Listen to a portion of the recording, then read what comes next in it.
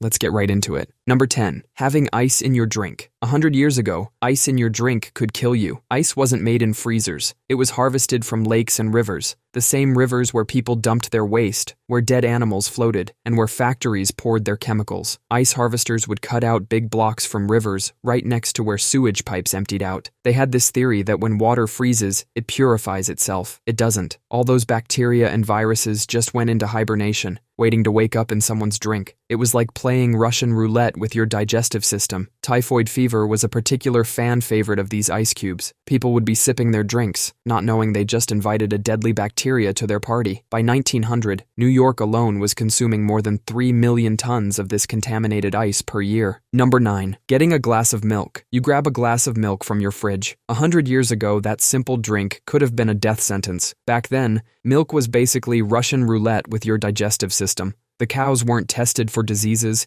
and the milk wasn't pasteurized. That milk had tuberculosis, typhoid fever, and something called milk sickness. Milk sickness is what killed Abraham Lincoln's mom. The cows would eat poisonous plants, and their milk would become toxic. People were just dropping dead after drinking it. Some dairies would make their milk look whiter and thicker by adding chalk, plaster, or even pureed calf brains. In New York City alone, about 8,000 kids were dying every year just from drinking bad milk. It was Louis Pasteur who figured out how to heat milk just enough to kill the bad stuff. Without him, that glass of milk could have been your last supper. Number 8. Getting a splinter. Today, you just grab some tweezers and pull it out. But 100 years ago, that tiny piece of wood could have been a death sentence. Back then, every splinter was a huge gamble. Tetanus bacteria live on wood, rusty nails, and basically anything that can pierce your skin. Once it gets in, it releases a toxin that makes your muscles contract so hard they can actually break your own bones. Imagine flexing so hard you snap your spine. People called it lockjaw because the first muscles to seize up were usually in your face. Your jaw would clamp shut so tight you couldn't eat or drink. You'd be stuck with a permanent grimace while slowly starving to death. The death rate from tetanus back then was about 90%, and the treatment was basically just thoughts and prayers. Number 7. Eating ground meat. Imagine you're at a barbecue, biting into a juicy burger. Pretty normal. 100 years ago, that burger might have been your last meal. Back then, ground meat wasn't just meat. Butchers would take old meat that was starting to rot and grind it up with the fresh stuff. They would also add sawdust and other fillers to increase their profits. The meat packing plants were basically death factories. No refrigeration, no hand washing,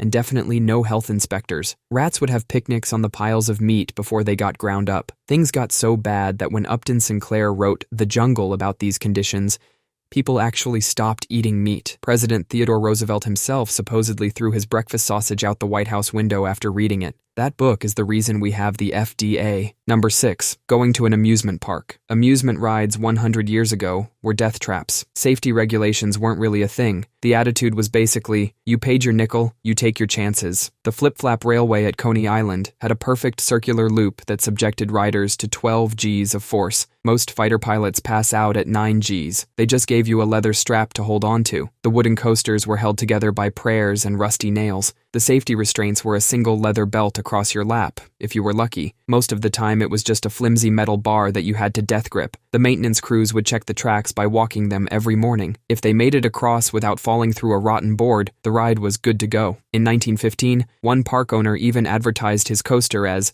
the most dangerous ride in the world, and people lined up for it. Number 5. Drinking tap water. You probably did it today without even thinking about it. If you did that same thing 100 years ago, you might as well have been playing Russian roulette with your intestines. That glass of tap water back then was basically a murder mystery in liquid form. Maybe it was cholera, turning your insides into a water park from hell, or typhoid fever, cooking you from the inside out, or just good old-fashioned dysentery. The water coming out of many cities' taps was basically sewage with better marketing. That crystal clear liquid you drink now would have often been brown back then. Cities tried to fix it by dumping chlorine in the water, but they were so desperate, they often overdid it. So you had two options: die from the bacteria or feel like you're drinking from a swimming pool. Number 4, eating leftovers. So you just had dinner and you're putting the rest in the fridge for tomorrow. No big deal, right? Wrong. 100 years ago, that leftover chicken would have been playing Russian roulette with your life. Back then, there was no reliable refrigeration. Your options were basically eat it now or eat it and pray. The biggest killer hiding in those leftovers was something called Clostridium botulinum, a bacteria that produces the deadliest toxin known to science. and it loves hanging out in improperly stored food, especially meat and vegetables. Botulism doesn't make your food smell bad or look spoiled. It's a silent killer. First, it paralyzes your face muscles. Your eyelids droop, your vision gets blurry, then it works its way down your body, paralyzing everything in its path. Eventually, it reaches your lungs, and you suffocate to death. Back then, if you got botulism, you had about a 60% chance of dying. Number 3. Dealing with a toothache. Imagine waking up with a toothache. Today, you'd call your dentist and get fixed up with modern anesthetics. But rewind 100 years, and that same toothache could be your death sentence. Back then, dentists were often just barbers who did teeth on the side. Your local tooth puller would grab a pair of unsterilized pliers and yank that bad boy out. No anesthetic, no sterilization, just medieval-style tooth extraction. That open wound in your mouth was a VIP entrance for bacteria. These bacteria would throw a party in your jawbone, then take the express route to your brain. Within days, you'd be dealing with a raging infection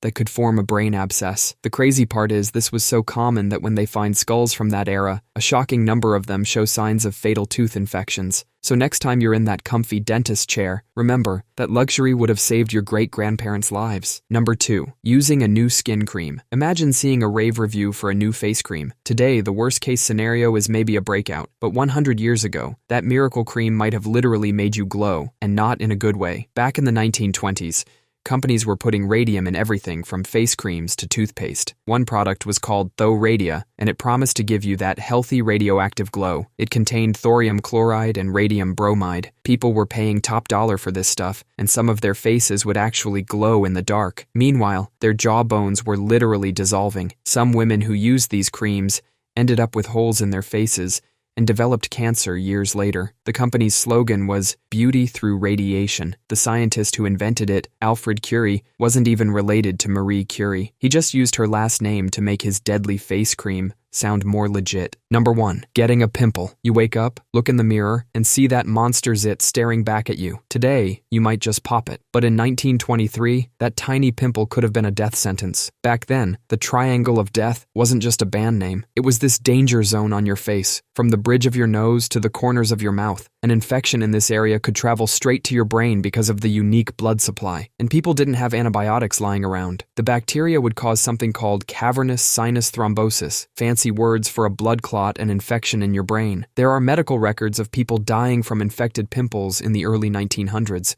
The crazy part is people were still dying from this in the 1940s, even after antibiotics were widely available. They thought it was just a pimple, but by the time they realized it was serious, their brain had turned into bacterial soup. That's all for today. I'll be making similar videos in the future. Subscribe to see them.